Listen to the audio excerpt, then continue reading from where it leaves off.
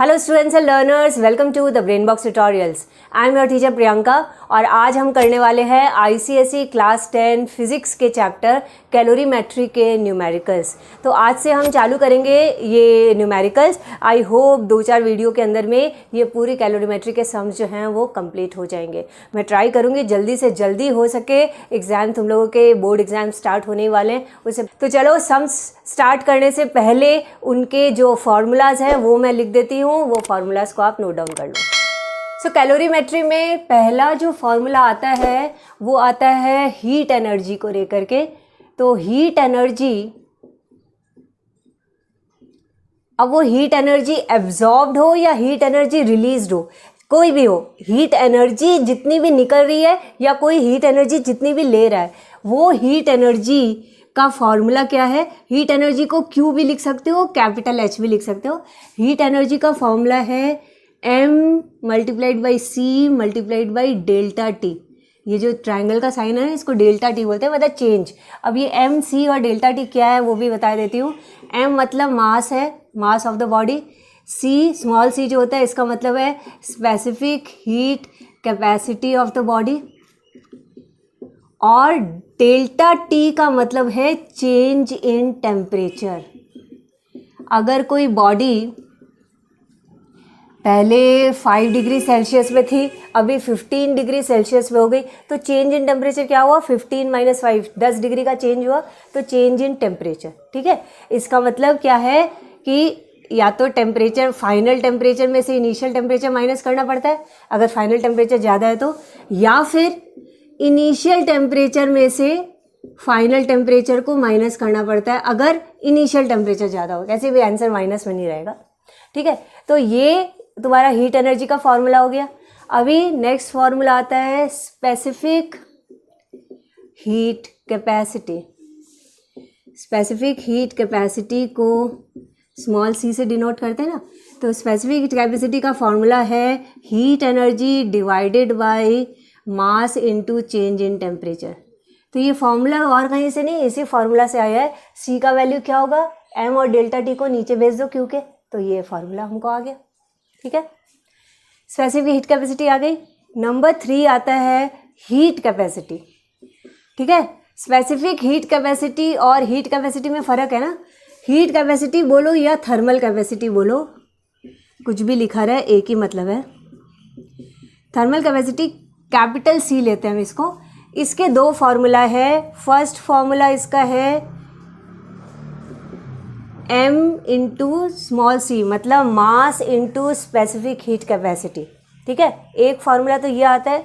और second formula इसका आता है heat capacity is equal to heat energy divided by change in temperature, यानी कि यही वाला पार्ट।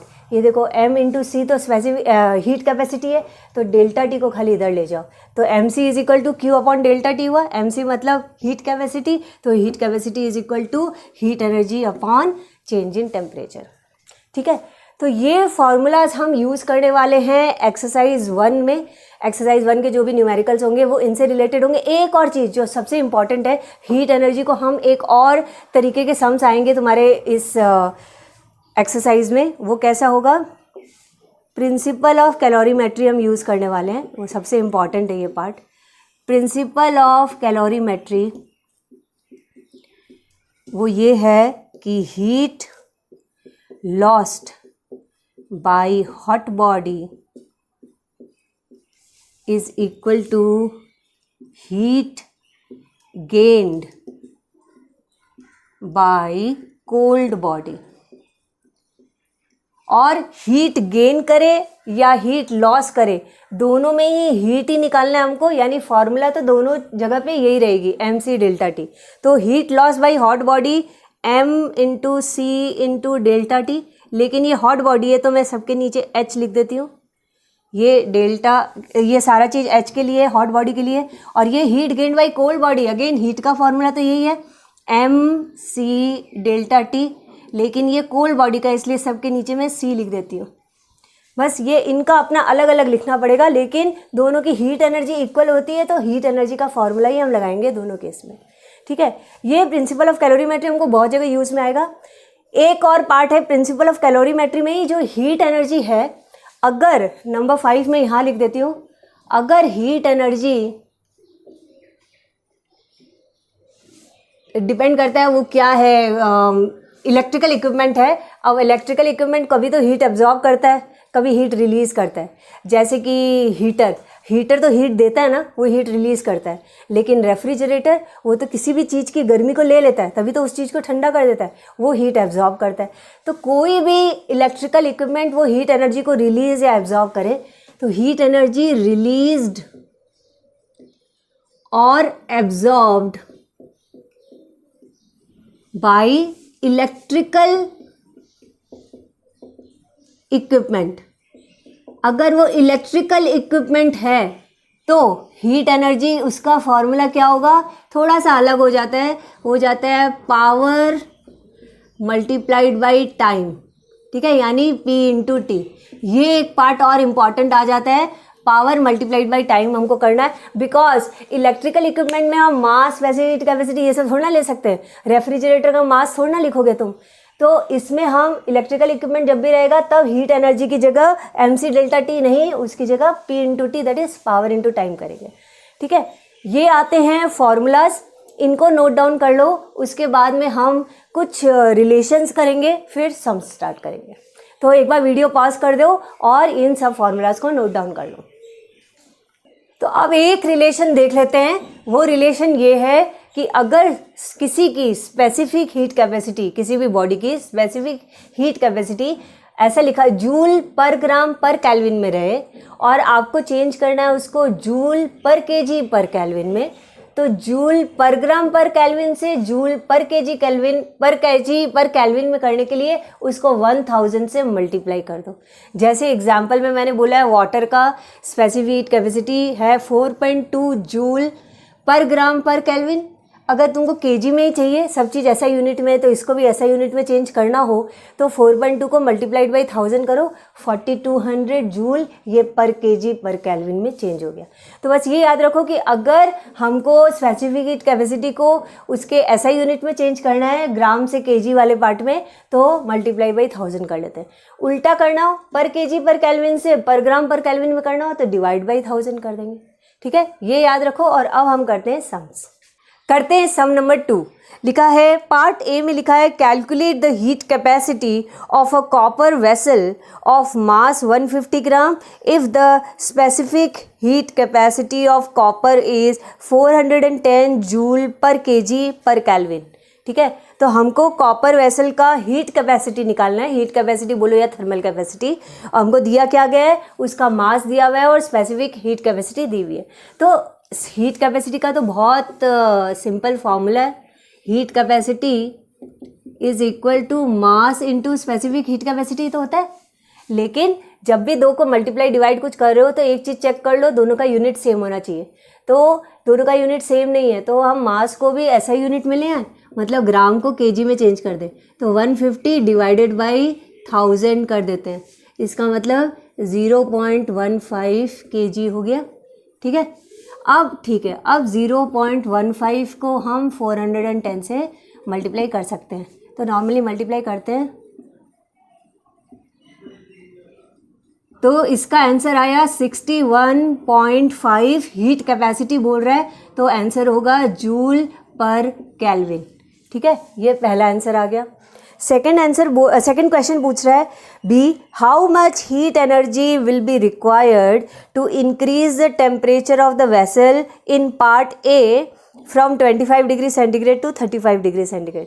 तो ये 2 का ही तो पार्ट है ना बी, उसमें बोल रहा है कि बताओ कितनी हीट एनर्जी चाहिए हमको इसी वेसल का टेम्परेचर को 25 से 35 करने में। इनिशियल टेम्परेचर TI लिखा है ना मैंने, इनिशियल टेम्परेचर 25 है, फाइनल टेम्परेचर 35 हो जाए, कितनी हीट एनर्जी देनी पड़ेगी। तो हीट एनर्जी पूछ रहा है, हीट एनर्जी रिक्वायर्ड, फॉर्मूला क्या है, mc डेल्टा टी,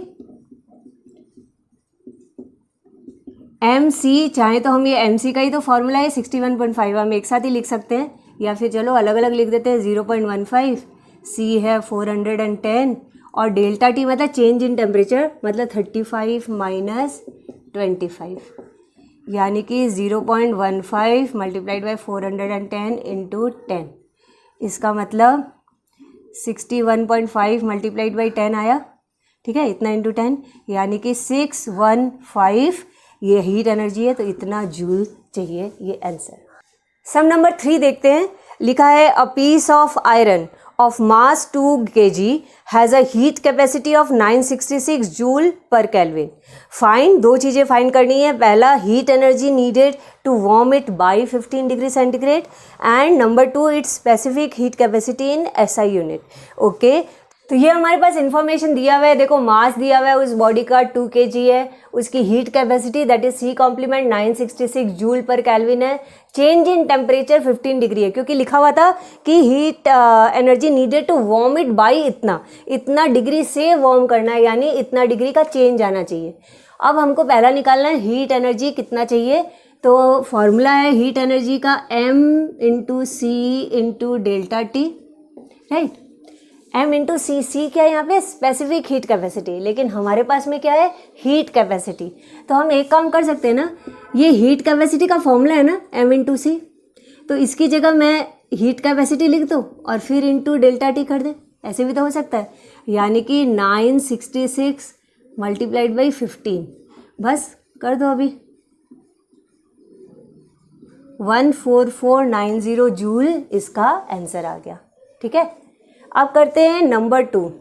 नंबर 2 में बोल रहा है कि it's specific heat capacity SI unit में, तो ठीक है, स्पेसिफिक हीट कैपेसिटी निकालते हैं। स्पेसिफिक हीट कैपेसिटी मतलब कि स्मॉल c, वो हम निकाल सकते हैं heat energy divided by M into delta T, यानी कि हीट एनर्जी अभी आया 14490 डिवाइडेड बाई मास 2 kg है, डेल्टा टी 15, ठीक है, करते हैं। तो 15 टू जा 30 होता है ना, तो 14490 डिवाइडेड बाई 30 है, 0 0 कैंसिल, 3 से जाता है 483 heat capacity, specific heat capacity का होता है joule per kg per kelvin, ठीक है। 483 joule per kg per kelvin लिखो या जूल पर kg पर डिग्री सेंटीग्रेड लिख दो, फर्क नहीं पड़ता। करते हैं सम नंबर 4। लिखा है calculate the amount of heat energy required to raise the temperature of 100 gram of copper from 20 degree Celsius to 70 degree Celsius. Specific heat capacity of copper दिया है 390 joule per kg per kelvin. यही सारे information दिए ना, पहले in information को check कर लो, किसी को चेंज तो नहीं करना ना यूनिट को, तो हमको मास को चेंज करना पड़ेगा, ग्राम को kg में चेंज करना पड़ेगा ना, तो 100 डिवाइडेड बाई 1000 कर दें, इसका मतलब 0.1 kg। अब ठीक है, अब हीट एनर्जी पूछ रहा है तो आ जाएगी आराम से। हीट एनर्जी का formula MC delta T 0.1 C390, change in temperature 70 minus 20, 0.1 into 390 into 50, तो ये हुआ 1950 joule. This is the answer. Sum number 5 है 1300 joule of heat energy is supplied to raise the temperature of 0.5 kg of lead from 20 degree centigrade to 40 degree centigrade. Calculate the specific heat capacity of lead. देखो क्या क्या information है, मास दिया हुआ है lead का, heat energy कितनी चाहिए वो दिया हुआ है, टेम्परेचर इनिशियल फाइनल दोनों दिया हुआ है, हमको स्पेसिफिक हीट कैपेसिटी चाहिए। Specific heat capacity that is small c का फॉर्मूला है heat energy divided by m into delta T that is mass into change in temperature. Heat energy 1300 है, मास 0.5 kg है और चेंज इन टेम्परेचर 40 माइनस 20 करके देख लो। इसका ये पॉइंट हटेगा तो ऊपर 0 लग जाएगा, तो 13,000 डिवाइडेड बाई 5 इंटू 20 हो गया,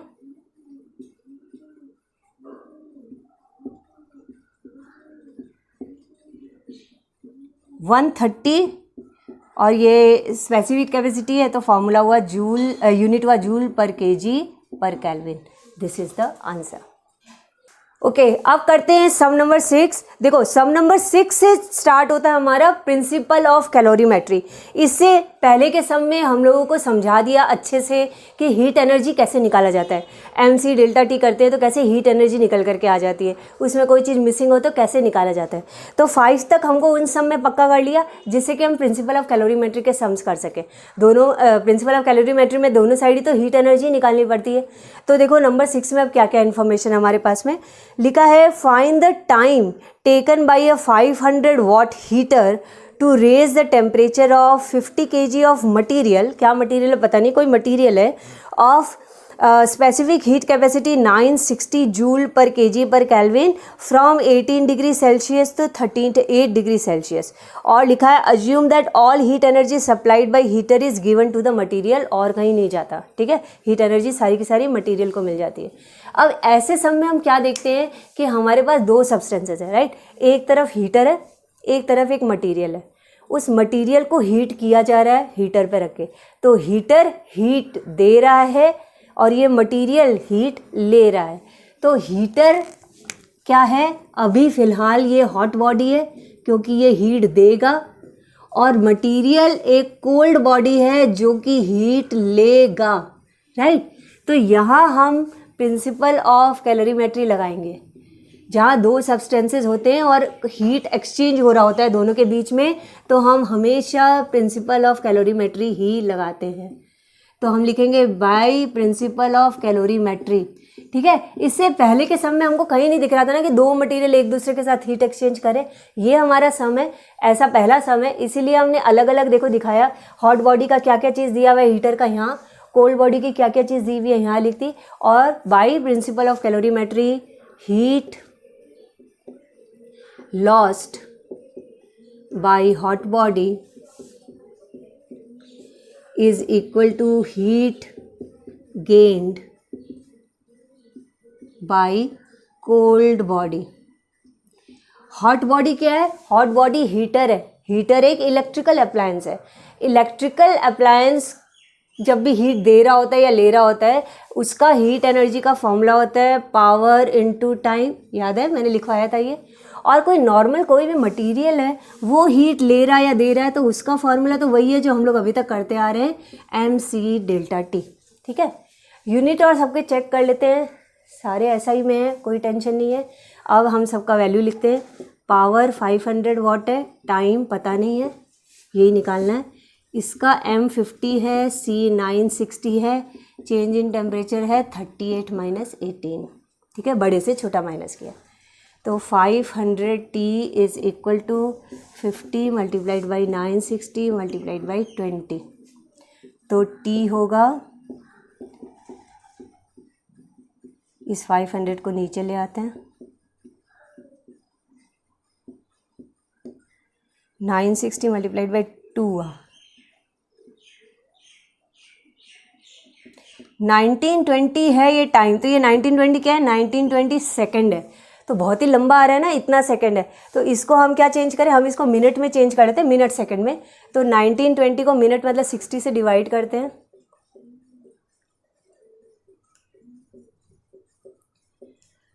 $32 आ रहा है, तो इसका मतलब 32 मिनट्स इतना टाइम लगेगा उस हीटर को, ठीक है। नाउ सम नंबर 7 में लिखा हुआ है an electric heater of power 600 watt raises the temperature of 4 kg of a liquid from 10 degree Celsius to 15 degree Celsius in 100 second. तो यहाँ पे भी दो चीज़ें हैं, एक तरफ हीटर है और एक तरफ एक लिक्विड है। हीटर हीट दे रहा है, लिक्विड हीट ले रहा है। और इन्फॉर्मेशन ये सारी दी हुई है, हमको कैलकुलेट करना है heat capacity of 4 kg of liquid और second specific heat capacity of liquid. Okay, तो अगेन मैंने ऐसे ही दो कॉलम बनाए, तुम लोगों को भी ऐसे ही करना है। हॉट बॉडी जो हीटर है उसका क्या क्या दिया हुआ है, इतना पावर है, इतने टाइम में गर्म करता है। लिक्विड है वो कोल्ड बॉडी है, उसका मास दिया है, इनिशियल टेम्परेचर दिया है, फाइनल टेम्परेचर दिया है। Small c that is specific heat capacity, C complement that is heat capacity, ये दो निकालना है। तो हम वही चीज़ लिखेंगे अगेन, क्योंकि दो बॉडी है, हीट एक्सचेंज हो रहा है, हीटर हीट दे रहा है, लिक्विड हीट ले रहा है। तो हम लिखेंगे by principle of calorimetry heat loss by hot body is equal to heat gain by cold body. Heat loss by hot body मतलब हीटर कितना हीट लॉस करेगा, पावर मल्टीप्लाइड बाय टाइम। और एक नॉर्मल मटेरियल कैसे heat करेगा, mc delta T, ठीक है। Power है 600, टाइम है 100 सेकेंड, इसका मास है 4 kg, सी तो हमको निकालना है मतलब स्पेसिफिक हीट कैपेसिटी तो निकालना है। चेंज इन टेम्परेचर 15 माइनस 10 कर देते हैं, 1 2 3 4 इंटू सी इंटू 5, तो सी की वैल्यू क्या हुई, 4 5 को इधर ले जाओ, 4 इंटू 5 20 होता है ना, तो 2 से कट रहा है ये, 2 3 6, 3000 आया सी, 3000 जूल पर केजी पर केल्विन, ये आंसर आ गया हमारा किसका, सी का, ठीक है, सी का वैल्यू आ गया। ये हमारा पहला नंबर आ गया आंसर, पहला। दूसरे के लिए मैं ये ऊपर वाला पार्ट थोड़ा सा रिमूव कर देती हूँ और दूसरा निकालते हैं। नंबर 2 में बोल रहा है हीट कैपेसिटी निकालो। हीट कैपेसिटी मतलब कि यही सी कॉम्प्लीमेंट निकालो, ये होता है m इंटू सी मतलब mass into specific heat capacity, सब कुछ दिया हमको। मास है 4 kg और स्पेसिफिक हीट कैपेसिटी अभी अभी आया 3000, यानी कि 4 3 12 3000 है ना, 12,000 जूल पर केल्विन, ये हमारा सेकंड का आंसर। अच्छा यहाँ उल्टा बोल रहा था, मैंने पहले ये निकाल दिया, ये नंबर 2 है स्पेसिफिक हीट कैपेसिटी और हीट कैपेसिटी वाज नंबर 1, ठीक है। करते हैं सम नंबर 8। लिखा है 0.5 kg of lemon squash at 30 degrees Celsius is placed in a refrigerator which can remove heat at an average rate of 30 joule per second. How long will it take to cool the lemon squash to 5 degrees Celsius? और दिया है specific heat capacity of squash दिया है 4200 joule पर KG पर kelvin. तो देखो इस केस में क्या दिया हुआ है, एक तरफ रेफ्रिजरेटर है, दूसरी तरफ लेमन स्क्वैश है। लेमन स्क्वैश को रेफ्रिजरेटर में रखना है जिससे कि ये ठंडा हो जाए, यानी कि अभी ये गर्म है तो लेमन स्क्वैश है हॉट बॉडी और रेफ्रिजरेटर कोल्ड बॉडी है क्योंकि ये इसका हीट ले लेगा, खींच लेगा। क्योंकि रेफ्रिजरेटर एक इलेक्ट्रिकल अप्लायंस है तो पावर और टाइम से ही हम निकालेंगे इसका हीट एनर्जी। पावर दिया हुआ है 30 जूल पर सेकेंड, और ध्यान से समझो जूल पर सेकेंड ही तो वॉट होता है, तो एक्चुअली इसका पावर दिया हुआ है कि ये 30 वॉट है। कितने टाइम में करेगा ये टाइम पूछ रहा है। इधर लेमन स्क्वैश का मास दिया है, specific heat capacity, initial temperature, final temperature, सब कुछ दिया है। तो अगेन दो चीज़ें हैं, हीट एक्सचेंज होनी है तो ये पार्ट तो लिखना ही है। By principle of calorimetry heat gained by cold body is equal to heat loss by hot body. Cold body heat gain कर रहा है, ये रहा कोल्ड बॉडी हीट गेन कर रहा है तो power into time. Heat loss by hot body m into C into delta T. Power 30, time पता करना है, m 0.5, c 4200 और चेंज इन टेम्परेचर 30 - 5। तो t क्या होगा 0.5 इंटू 4200 इंटू 25 डिवाइडेड बाई ये 30 नीचे आ गया और इसका पॉइंट हटेगा तो ये भी नीचे 0 आ जाएगा। 1 2 0 हट गए, ये 3 से भी कट रहा है। 14 इंटू 5 इंटू 25 राइट, यानी कि 70 इंटू 25 हो गया। इसका मतलब 1750 सेकेंड्स लगेंगे रेफ्रिजरेटर को, लेकिन क्योंकि अगेन ये ज़्यादा है 1750 तो हम इसको मिनट में चेंज कर लेते हैं 60 से डिवाइड करके।